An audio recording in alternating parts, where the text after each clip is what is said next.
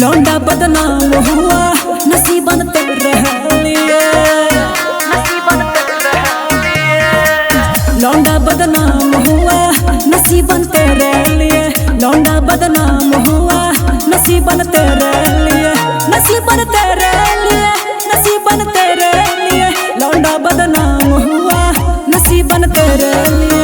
लौंडा बदनाम हुआ नसीबन तेरे लिए।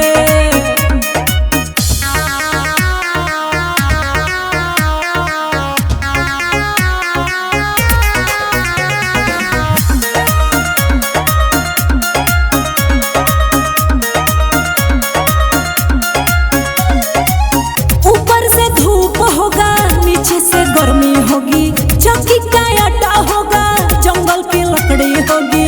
चौकी का आटा होगा, जंगल की लकड़ी होगी। ऊपर से धूप होगा, नीचे से गर्मी होगी। चौकी का आटा होगा, जंगल की लकड़ी होगी। टपाटप चूता होगा, नसीबन तेरे लिए। लौंडा बदनाम हुआ नसीबन तेरे लिए। लौंडा बदनाम हुआ नसीबन तेरे लिए।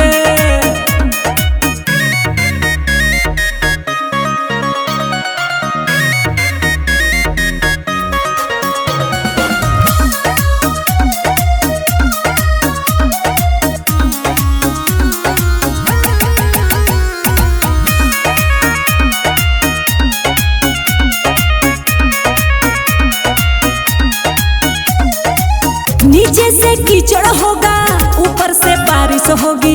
धानी चुनरिया होगी, पतली कमरिया होगी। धानी चुनरिया होगी, पतली कमरिया होगी। नीचे से कीचड़ होगा, ऊपर से बारिश होगी। धानी चुनरिया होगी, पतली कमरिया होगी। फचा फच करता होगा नसीबन तेरे लिए। लौंडा बदनाम हुआ नसीबन तेरे